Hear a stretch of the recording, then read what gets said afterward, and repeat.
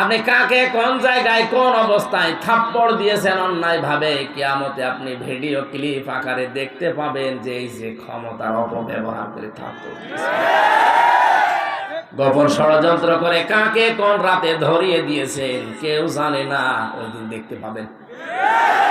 এটাকে 100 ভাগ বিশ্বাস করেন? বলেন। এটা 100 ভাগ বিশ্বাস যদি মানুষের ভেতরে থাকে, কোন কারণে নামাজ পড়ে, রোজা রাখে, এরপরও বিনা কারণে মিথ্যা মামলা দিয়ে মানুষকে আটকে রাখে। জেলখানাতে 3টা বছরের ভেতরে থেকে আমি যেটা বুঝেছি, ওখানে 1 লাখের উপরে আসামি আছে সারা দেশে। আমার মনে হয় মিথ্যা মামলাগুলো বাতিল হয়ে গেলে 10,000 মানুষ জেলে থাকবে না। আন্দাজে 1 কেস দিয়ে রেখে দিয়েছে, বছরের পর বছর কিছু জানেই না।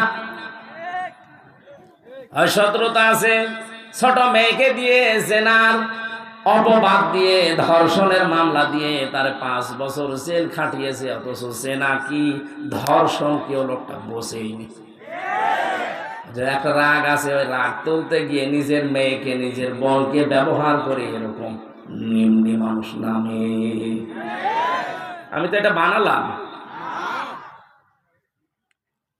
এটা মানুষের উপর অপবাদ চাপিয়ে দেওয়া, এটা যে কত বড় মারাত্মক।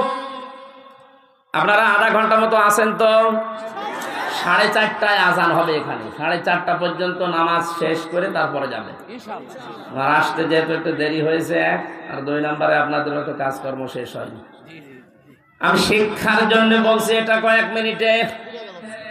ওয়াইন কুনতুম ফি রাইবিম মিম্মা নাযালনা আলা আবদিনা, তোমাদের যদি সন্দেহ লাগে আমার বান্দা মুহাম্মদের উপরে আমি যা নাজিল করেছি এ ব্যাপারে যদি তোমাদের সন্দেহ লাগে, তাহলে কোরআনের মতো একটা কোরআন বানিয়ে আমার সামনে নিয়ে আসো।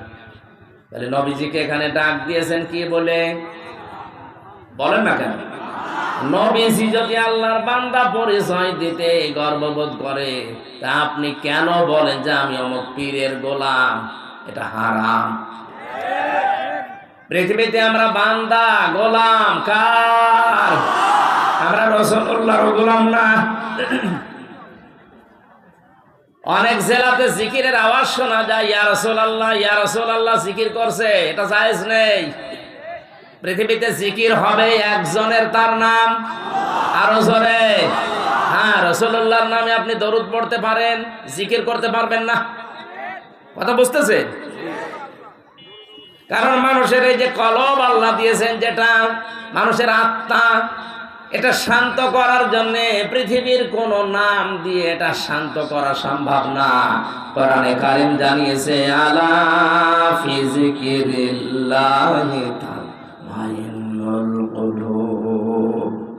মানুষ যদি নিজের জীবনকে শান্ত করতে চায়, আমি আল্লাহর নাম জপতে বলো। তাহলে পৃথিবীতে আল্লাহর নাম ছাড়া কারো নামে জিকির? আরো জোরে বলেন। আমরা যে আল্লাহর বান্দা দাবি করছি, মনে করছি, এটাতে আমাদের কোনো অপমান নেই, আমরা আরো খুশি। আমরা বান্দা কার? না রাসূলুল্লাহর? বলেন বলেন। হ্যাঁ, রাসূলুল্লাহর বান্দা দাবি করায় যেখানে জায়েজ নেই, সেখানে পীরের গোলাম দাবি করা জায়েজ হয় কি করে? সুতরাং এরকম ভুল পথে যারা আছেন ফিরে আসবেন। এই পৃথিবীতে আমরা একজনের বান্দা, গোলাম, দাস, সার্ভেন্ট যাই বলেন, তিনি আমাদের মালিক আল্লাহ। জবান খুলে বলেন কে? ওই আল্লাহ বলেন, আমার বান্দা যারা দাবি করবে তাদের ভেতরে 12টা গুণ পাওয়া যাবে, নারী হোক আর পুরুষ হোক। ওয়াইবাদুর রহমানিল লাযীনা ইয়ামশুনা আলাল আরদি হাওনা। আমি রহমানের বান্দারা যখন জমিনে চলাফেরা করবে, তখন এরা অহংকার নিয়ে, ডাট নিয়ে চলবে না, এরা নম্র হয়ে, ভদ্র হয়ে চলবে। আয়াতের ব্যাখ্যায় আমি একটা হাদিস পেয়েছি, এই ভালো করে শুনুন। আমার বয়স এখন 33 বছর।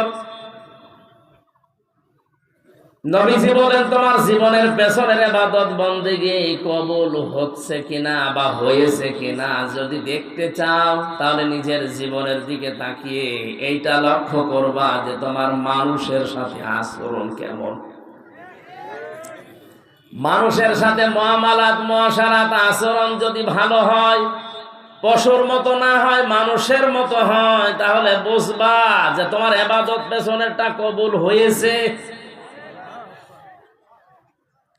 আমাদের অতিথি সাহেবের একটা কথা আমার কোরআনে কারিমের সাথে মিলেছে, কানে এসে বেজেছে। আমরা অনেকেই মনে করতাম আদম আলাইহিস সালামকে আল্লাহ বানিয়ে ফেরেশতাদেরকে বলেছিলেন সেজদা দাও।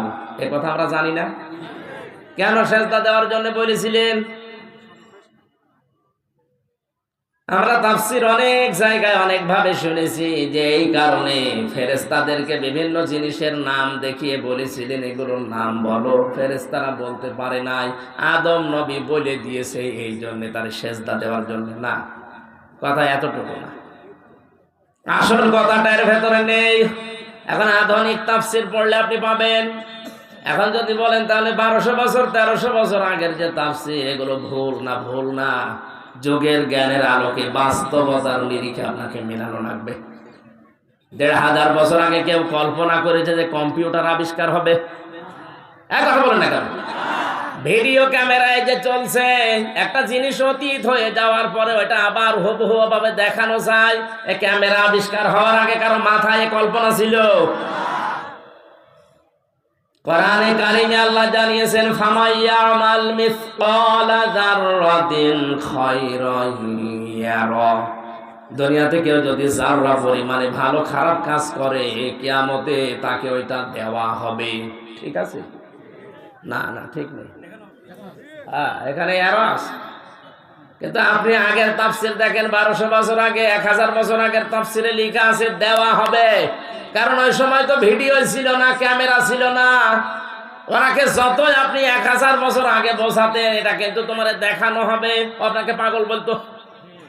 কি বলেন আপনি? একটা জিনিস অতীত হয়ে যাওয়ার পর আবার দেখানো যায় কি করে? কিন্তু এখন যদি বলা হয় দুধের বাচ্চাও বুঝবে। বঙ্গবন্ধু সেই 71 সালে কি ভাষণ দিয়েছে, ওটা হাত নাড়িয়েছে কি করে এখন দেখা যাচ্ছে। কথা বলেন না কেন?